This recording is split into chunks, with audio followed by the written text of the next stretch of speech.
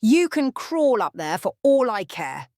The venom in my daughter's voice froze the blood in my veins. I clutched my chest, feeling my damaged heart stutter beneath my palm as orange pill bottles tumbled from my gnarled fingers, each life-saving tablet scattered across the hardwood floor I'd polished on hands and knees for 42 years.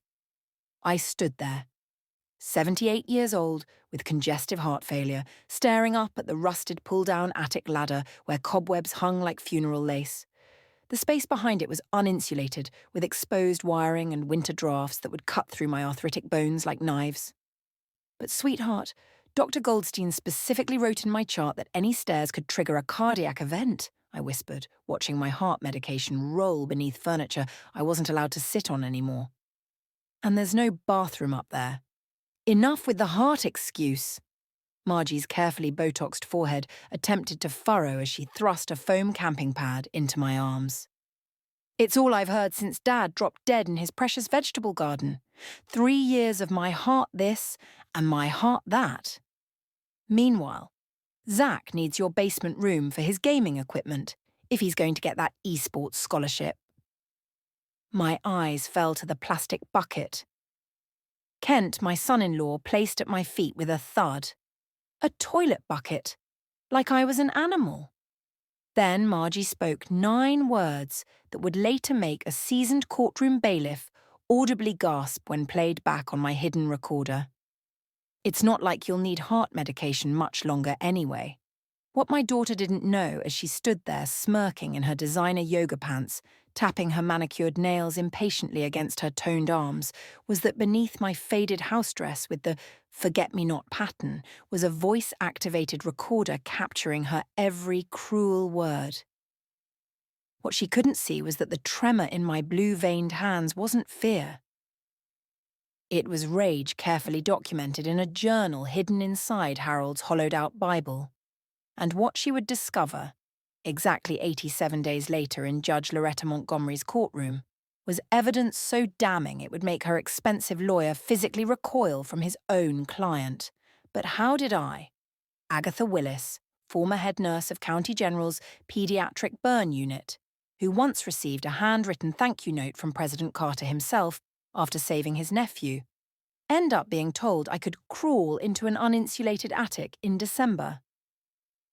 How did the woman who established the county's first neonatal intensive care protocol in 1972, saving 6,118 premature babies over her career, become so worthless to her own daughter? This isn't just another sad story about elder abuse. This is a battle plan for reclaiming your dignity when those you sacrificed everything for decide you're disposable. Before I reveal the courthouse moment that made my daughter's $500 per hour attorney physically back away from her in disgust. Subscribe to her Silver Truth for daily stories of elderly women who were betrayed by family but fought back and won. The day Harold collapsed face down among his prized Better Boy tomatoes changed everything.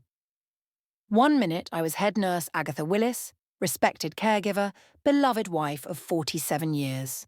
The next, I was poor confused mother. A revenue stream disguised as a burden, a house deed with a pulse, an inheritance, impatiently awaited.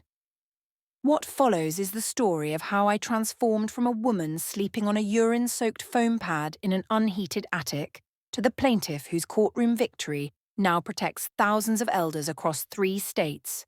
Pay attention. Your life may depend on it. I never thought I'd see my own daughter's eyes turn cold when looking at me.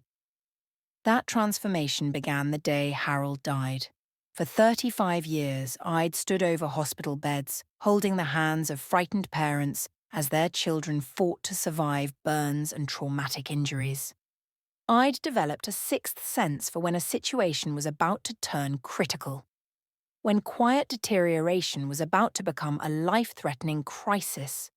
But I missed the warning signs in my own family, perhaps because I never imagined my daughter would see my husband's death as a financial opportunity.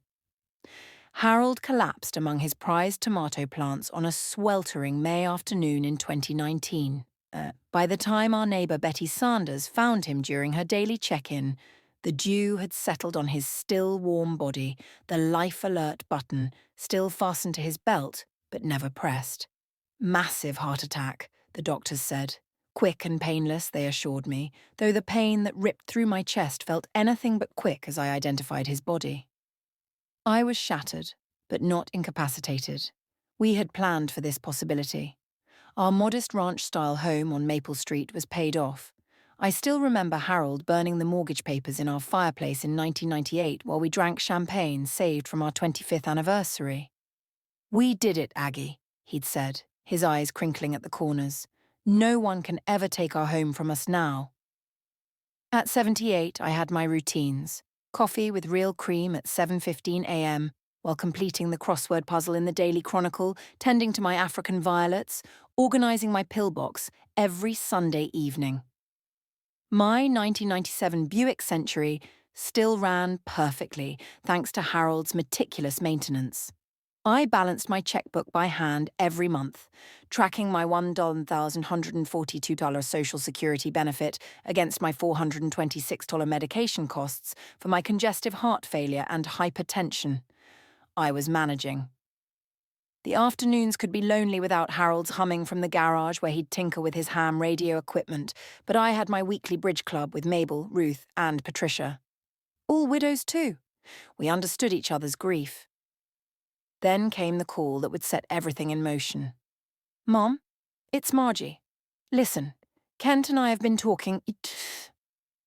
It doesn't make sense for you to rattle around in that big house all by yourself. Zach's heading to college soon, and we could use the extra help around the house. You shouldn't be alone with your heart condition." My daughter had always been practical, even as a child. While other girls wanted dolls, Margie asked for a calculator for her 10th birthday. She became an accountant, married Kent, who worked in insurance sales, and gave me one grandson I adored despite seeing him only on major holidays. They lived just 30 minutes away in their 4,200-square-foot McMansion in Oakwood Estates, a gated community where every house looked identical except for the luxury cars parked in circular driveways. "I don't know, honey," I said hesitantly. "This is my home. All my memories with your father are here." "That's exactly it, Mum," she countered with practiced patience. "You're living in the past. It's not healthy. Besides, think of the money you'll save. You can rent out your house and use that income for your medications. We have that finished basement with its own bathroom. It makes perfect sense." Something in her voice felt rehearsed, but I dismissed my unease. After all, this was my daughter, the baby I'd nearly died delivering in 1968, hemorrhaging so severely the doctors had wanted to remove my uterus. I'd refused, insisting they try everything else first. Margie had been my miracle baby, worth every drop of blood lost. "Just try it for a month," she pressed. "If you don't like it, you can always go back." That was the first promise she would break. 1 month after Harold's funeral, Margie arrived at my door with a moving truck and documents already drawn up. "It's all arranged, Mom," she announced with the same smile she'd used when convincing Harold to co-sign her first car loan in 1984. A loan she'd defaulted on 6 months later, nearly costing us our home equity line. "You're moving in with us. Kent and I won't take no for an answer." And because grief had hollowed me out like one of Harold's damaged tomatoes after a brutal storm, leaving only a fragile shell, I signed where she pointed without reading the fine print. The day I moved in with Margie's family was sweltering. I watched from the passenger seat of Kent's luxury SUV as they loaded only a fraction of my belongings.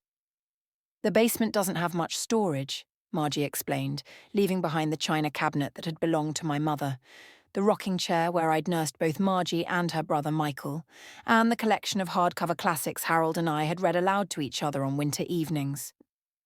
"We'll come back for the important stuff later," Kent assured me, closing the moving truck door on 60 years of memories.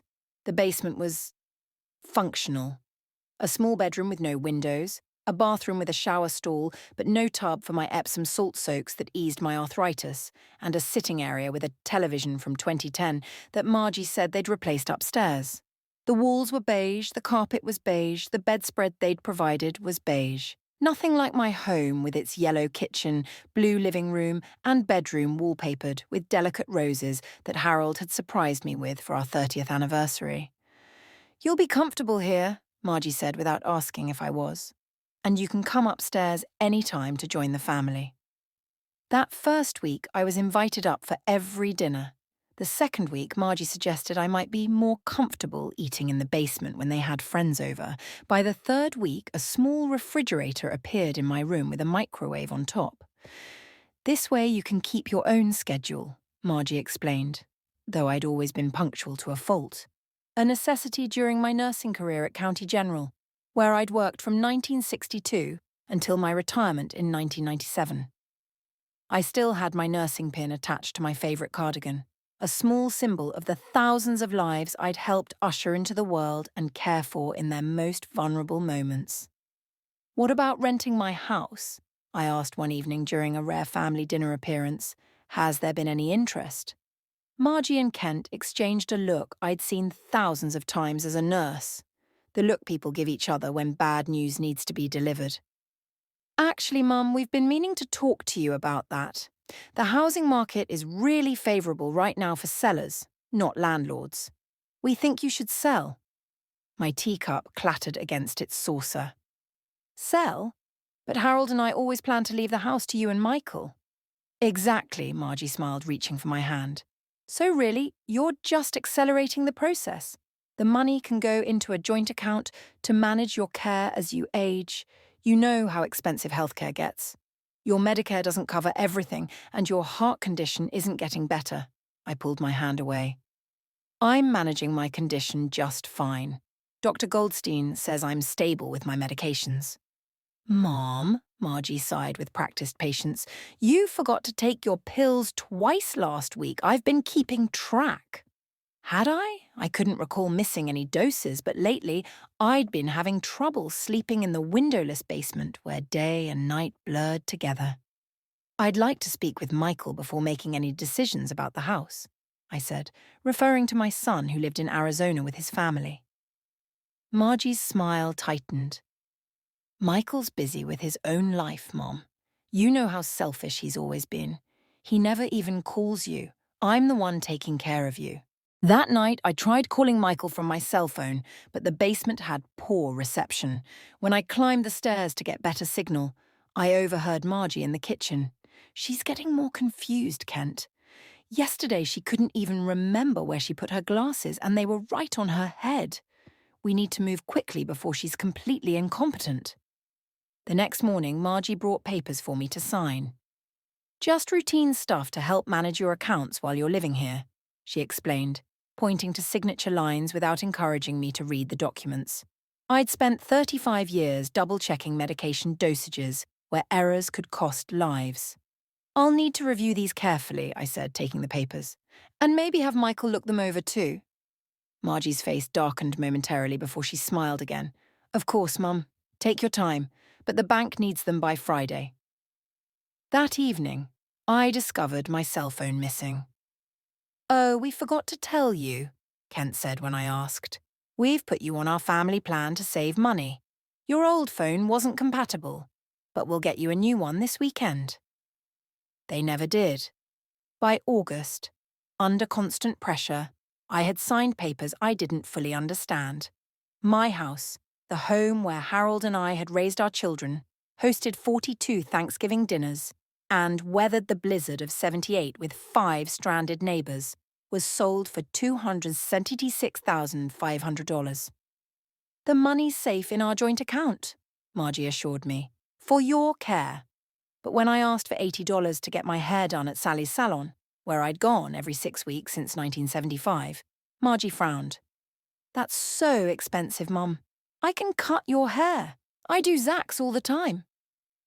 I ended up with an uneven bob that made me cry when I looked in the mirror.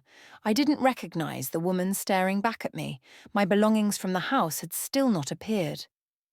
"The timing isn't right," or "the storage unit company lost the key," or "we've been too busy with Zach's activities," were the rotating excuses. What I didn't know then was that there was no storage unit. My possessions, the handcrafted quilts from my grandmother, Harold's collection of vintage cameras, the holiday decorations we'd accumulated over decades, our wedding album, had been sold in an estate sale I never authorized. One morning, I overheard Zach, my 18-year-old grandson, asking about a silver pin on Margie's dresser. "It's just vintage jewellery I found online," Margie replied dismissively. But it wasn't. It was my nursing pin, the small silver caduceus I'd earned in 1964 and worn proudly for decades. The pin that had been misplaced during my move was now a trinket on my daughter's dresser. The basement grew colder as summer turned to fall. My arthritis flared in the dampness, making it difficult to climb the stairs. I began using a small notebook from my purse to document everything: dates, conversations, missing items. I'd been meticulous with patient charts throughout my nursing career. Now I was the patient, and my own daughter was gaslighting me. "You never had a pearl necklace, Mum," she'd insist when I asked about my 25th anniversary gift from Harold. "That medication is unnecessary," she'd decide, removing tablets from my pillbox. "You already had dinner, don't you remember?" she'd say at 8 p.m. when I came upstairs hungry, though I'd had nothing since a small yogurt at noon. My world shrank to the beige basement, and the humiliation of having to ask permission to go upstairs in what was supposed to be my home, too. My clothing began to hang loosely as meals became sporadic. My heart condition worsened with the stress and poor nutrition. One evening I overheard Kent on the phone. "The lake house renovation is coming along great. We should be able to enjoy it next summer." "Yeah, it's amazing what you can do with a sudden influx of capital." Their laughter cut through me like a scalpel. They were renovating a vacation home with my house proceeds while I slept on a sagging mattress in their basement. That night I made a decision. The following Thursday, instead of going to Bridge Club, I asked my friend Mabel to drive me to the senior centre, where I knew they offered free legal consultations for the elderly. "Mrs. Willis, I'm Judith Parker, elder law attorney," said the young woman with kind eyes that reminded me of my favourite nursing instructor back in 1961. "Let's talk about your situation." She listened without interruption as I detailed the past months, occasionally making notes but mostly maintaining eye contact, a skill I'd always valued in healthcare. "What you're describing is elder abuse and financial exploitation," she said finally, her voice gentle but firm. "And it's far more common than people realise. Do you have any documentation of your finances before moving in with your daughter?" I opened my pocketbook and removed a plastic folder containing bank statements I'd managed to save, the deed to my house, and my detailed notebook. Judith's eyebrows rose as she examined my meticulous records. "Mrs. Willis, your nursing background is showing this is exactly the kind of documentation we need." For the first time in months, I felt a flicker of hope. "We need to be strategic," Judith advised. "If your daughter suspects you're seeking help, she might escalate the isolation or worse. I'm going to connect you with Adult Protective Services and begin building a case. But in the meantime, we need to ensure your safety and health." She helped me apply for emergency senior housing, arranged for a mobile phone Margie wouldn't know about, and connected me with a social worker who specialised in elder care. "Keep documenting everything," she instructed, "and hide your notes where they won't find them." I left feeling both terrified and strengthened. On the drive back, Mabel squeezed my hand. "We've missed you at Bridge, Aggie.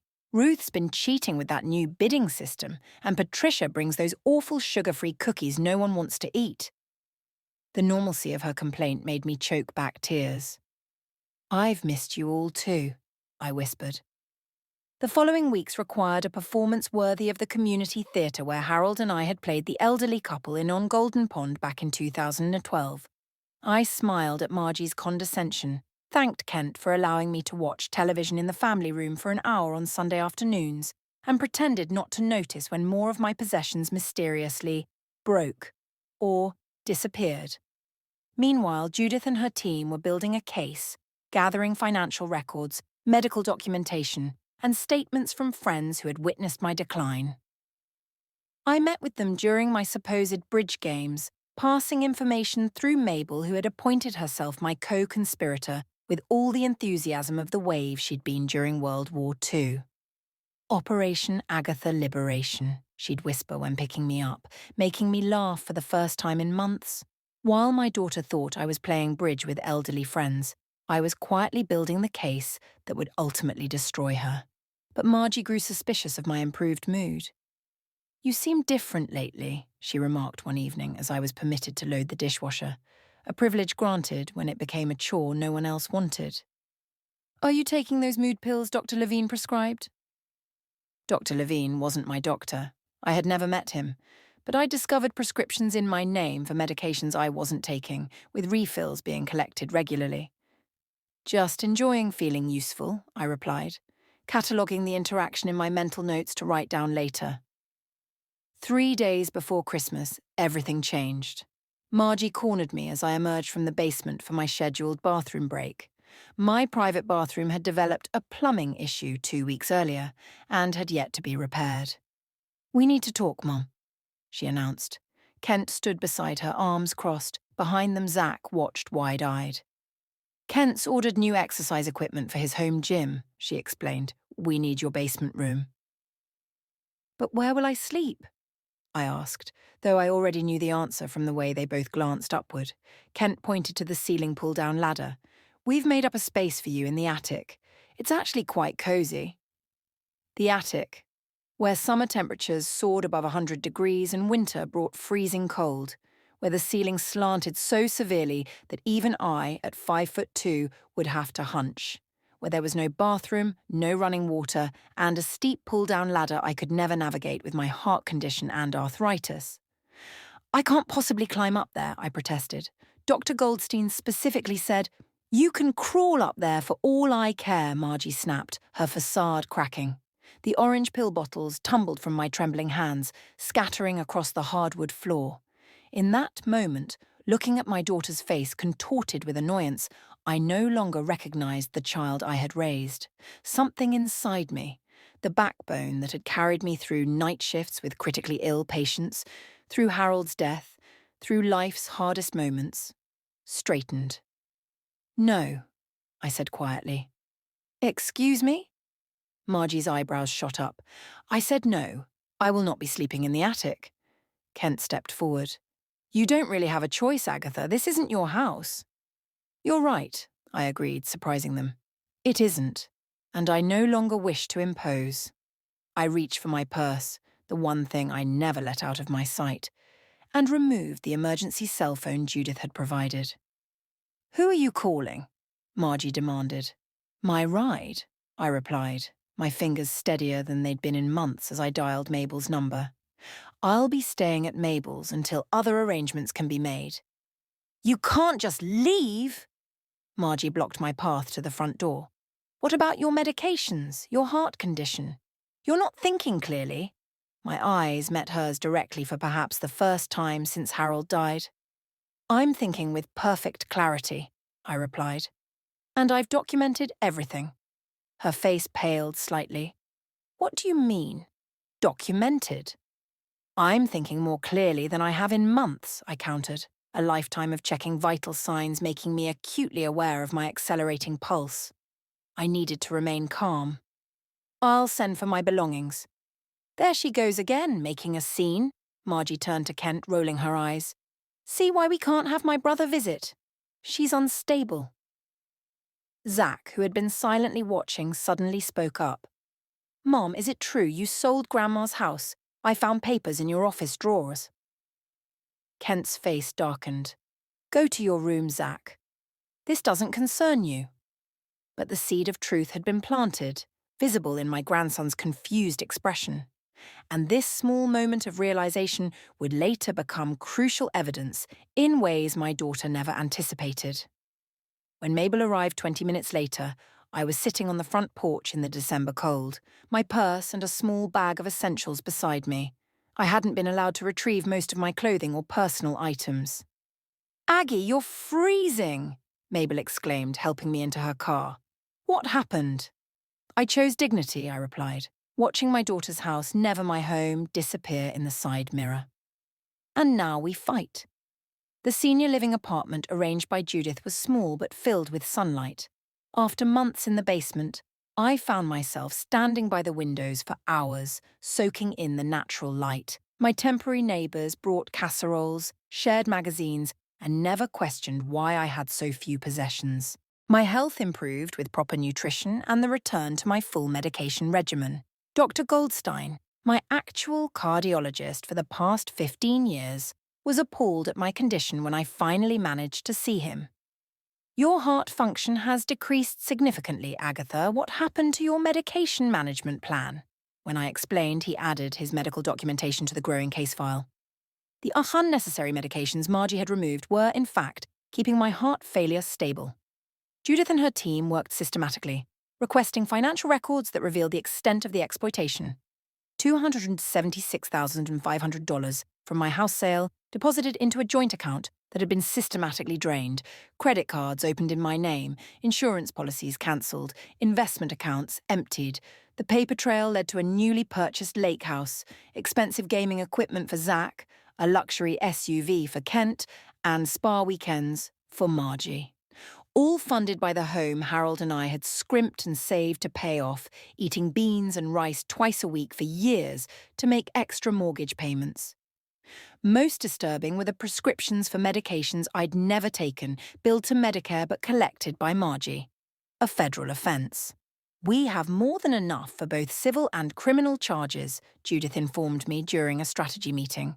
The financial exploitation alone would make a compelling case, but the medication fraud and elder abuse elements elevate this significantly. Meanwhile, Margie launched a counter-offensive. She filed for guardianship, claiming I was mentally incompetent and had wandered away in a confused state. She told family and friends I was suffering from dementia. She attempted to access my new apartment, but was turned away by building security, whom Judith had briefed.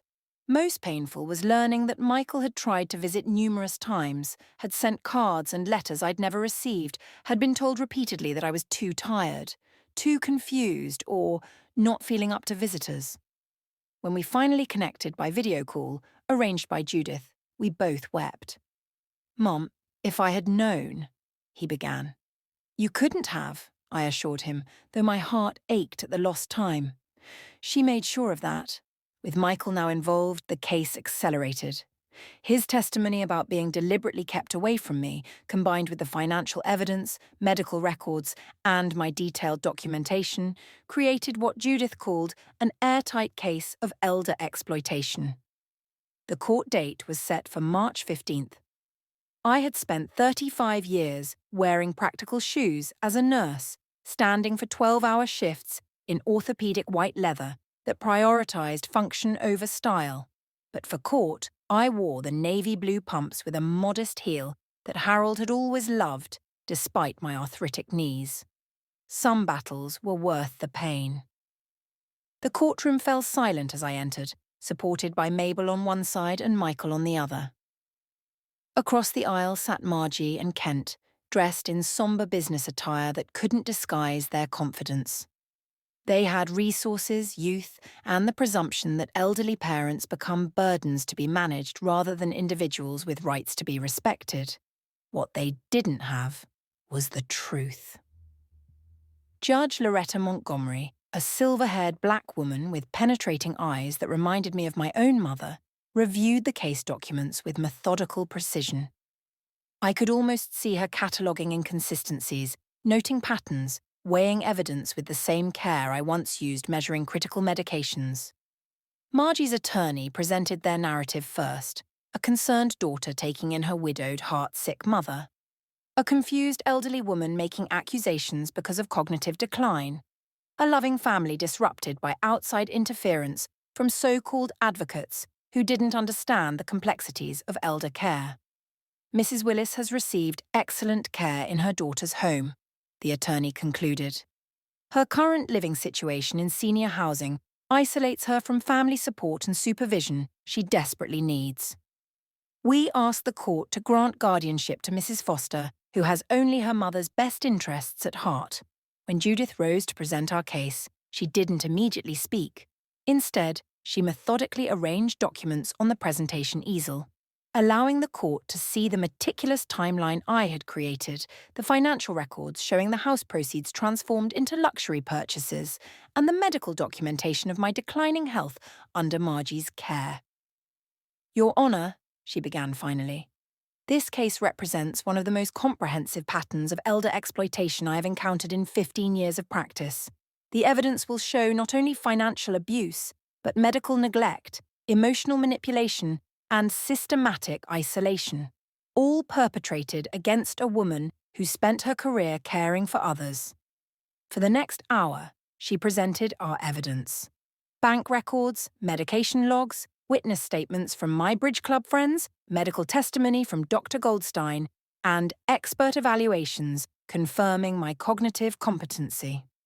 Margie shifted uncomfortably as the narrative unfolded, leaning to whisper to her attorney when particularly damaging evidence was presented. Kent stared straight ahead, his jaw clenched. When I took the stand, I brought my nursing journal, a small leather-bound book Harold had given me upon my graduation in 1962, in which I'd recorded career milestones across 35 years. Alongside it, I placed the notebook documenting my 6 months in Margie's home.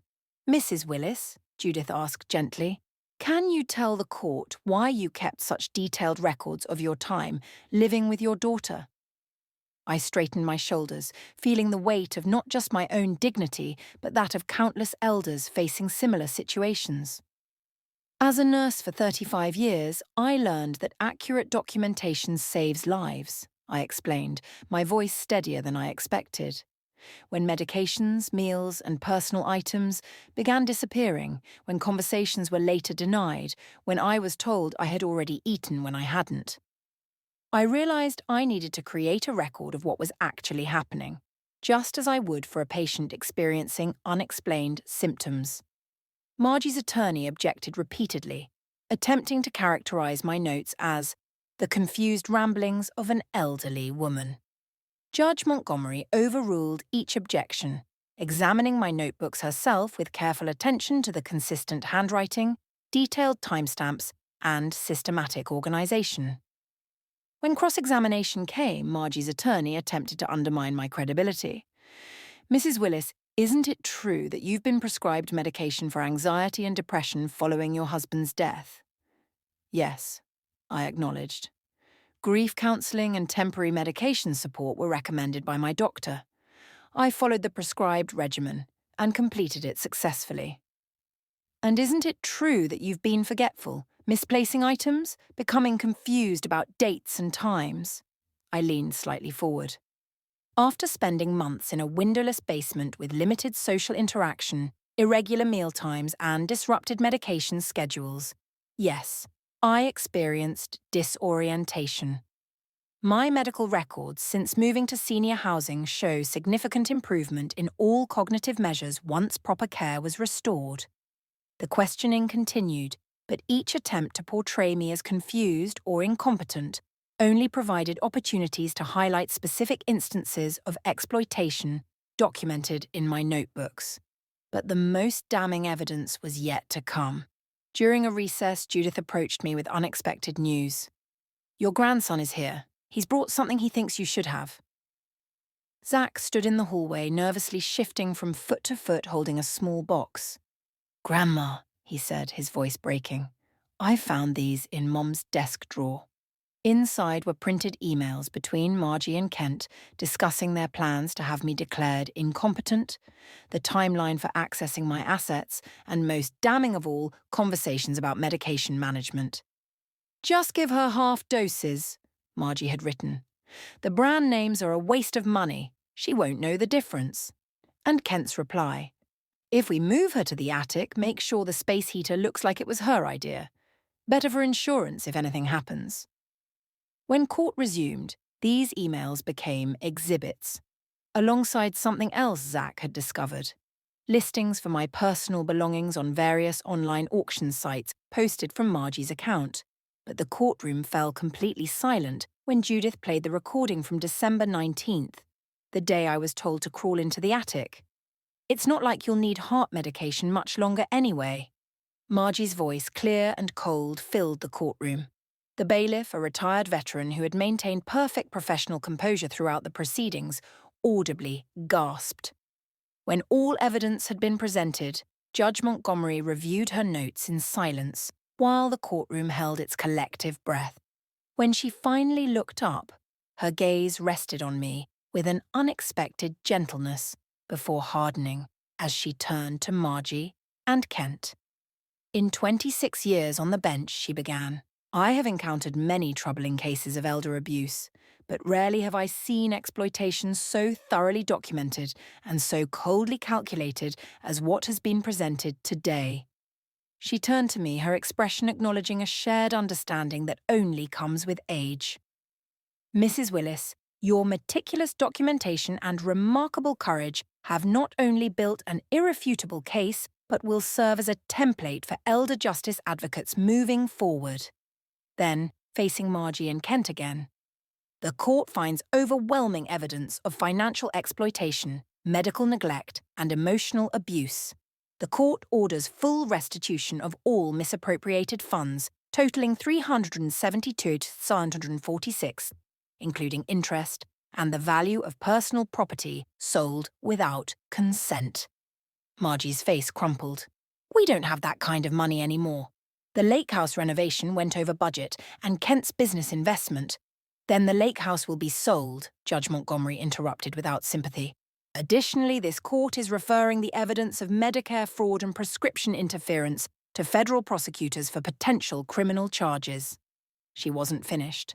The court is issuing a permanent protective order preventing the defendants from contacting Mrs. Willis except through her attorney. Further, they will pay all legal costs associated with this case. Her gavel came down with finality. This court stands adjourned.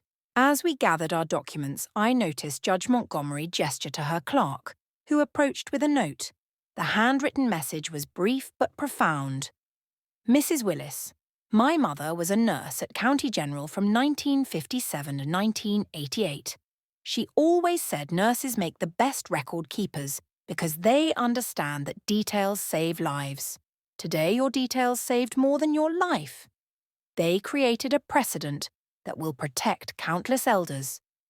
The law has limitations, but justice occasionally prevails. Thank you for your courage. Judge L.M. Outside the courtroom, Mabel waited with a small cohort of fellow residents from Sycamore Senior Living, where I'd been residing since leaving Margie's house. They had pooled their resources to hire a van for transportation to court, refusing to let me face this day alone. We knew you'd win, Betty declared, embracing me carefully, mindful of my heart condition. Nobody messes with head nurse Willis and gets away with it. As we walked towards the elevator, I heard Margie call my name. I turned to find her standing alone, Kent having disappeared immediately after the verdict.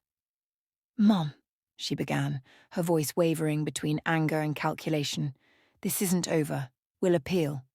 And when you're really sick, when you can't manage on your own anymore, I'll have my community, I finished for her, gesturing to the circle of silver-haired friends surrounding me protectively. Which is more than you'll have when word of what you did spreads through Oakwood Estates.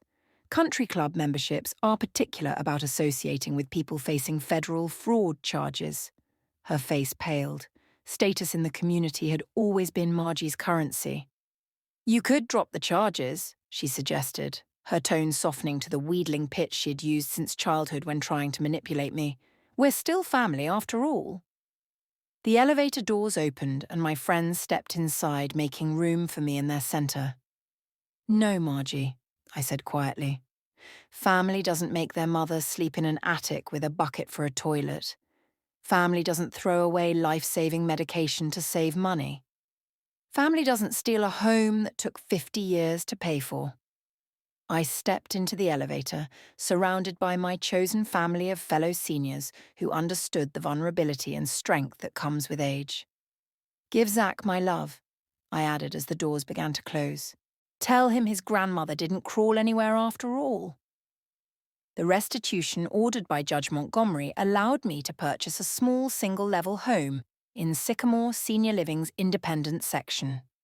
My new place had grab bars in the bathroom, lever door handles my arthritic hands could manage, and most importantly, neighbours who checked in regularly without hovering. Michael relocated his family from Arizona, accepting a job transfer to be closer. Some of Harold's treasured possessions had been recovered through legal proceedings, though many were gone forever. But his memory lived on in the stories I now shared freely with Zach, who visited monthly despite his parents' disapproval. As for Margie and Kent, the consequences continued to unfold. The lake house had been sold to cover restitution payments. The federal investigation into Medicare fraud and prescription interference had resulted in probation, community service, and substantial fines. Their standing in the community had crumbled as details of the case became public. I had chosen forgiveness for my own peace, but forgiveness didn't erase accountability. Some trusts, once broken, remain forever changed. The spring air carried the scent of tomato seedlings as I settled into the rocking chair on my new front porch. My raised garden beds, installed at wheelchair-accessible height, would soon yield Harold's favourite heirloom varieties. My bridge club, Mabel, Ruth and Patricia, visited weekly, our card game occasionally interrupted by reminiscences and laughter. My heart condition had stabilised with proper medical care, though Dr. Goldstein warned the damage from those months of neglect was permanent. But so was the strength I had discovered. 1 year after the court case, I received an unexpected letter informing me that my documentation methods had been included in judicial training materials on elder financial exploitation. What had happened in that basement, what was revealed in that courtroom, was now protecting countless others who might never know my name. Later that evening, as sunset painted the sky in colours no beige basement could ever show me, I opened the small wooden box that had once belonged to Harold. Inside lay his navy pins, a few saved letters, and the voice recorder that had captured the evidence that turned the case. Beside it, I placed Judge Montgomery's handwritten note, its final sentence underlined. The law has limitations, but justice occasionally prevails. I closed the box, smiling slightly. Tomorrow I would be speaking at the Senior Centre about documentation methods for vulnerable elders. There were others who needed to hear that they weren't alone, that detailed record-keeping could be a shield against gaslighting, that age didn't equate to powerlessness. For tonight, though, I simply rocked gently on my porch, breathing deeply without the tightness in my chest that had become so familiar in Margie's home. The air smelled of fresh-cut grass and possibility. Harold would have loved this porch. I could almost hear him saying, as he often did when we faced challenges together, "Well done, Aggie. Now what's next?" Indeed. What was next? Whatever it was, I would face it with clear eyes, meticulous notes, and the unshakable certainty that I, Agatha Willis, retired nurse, widow, grandmother, survivor, had earned the right to decide for myself. That was something no one could ever put in an attic. If watching Agatha's journey from attic prisoner to courtroom victor stirred something in you, that fire of recognition, or the quiet voice whispering, "I need to protect myself too," you're not alone. Hit that like button and share this video with another woman whose strength deserves to be remembered, especially by herself. What would you have done when faced with Margie's betrayal? Would you have confronted her the moment she started hiding your heart medication? Or would you have followed Agatha's path, documenting everything with the same precision she once used for patient charts? Would you have recorded those cruel words about not needing medication much longer, or accepted that plastic bucket in silence? Your answers matter because your dignity matters. Whether you spent your life in nursing scrubs, a classroom, or raising children who now see you as inconvenient. Subscribe to Her Silver Truth now by clicking the button below. Join our community of women who refuse to disappear after a lifetime of giving. Each day we share powerful new stories of women just like Agatha, who turned documentation into vindication, silence into testimony, and exploitation into justice. Be sure to check out the video appearing on your screen now for another powerful story of transformation. Remember, as Judge Montgomery wrote to Agatha, the law has limitations, but justice occasionally prevails. Thank you for watching. See you in the next video.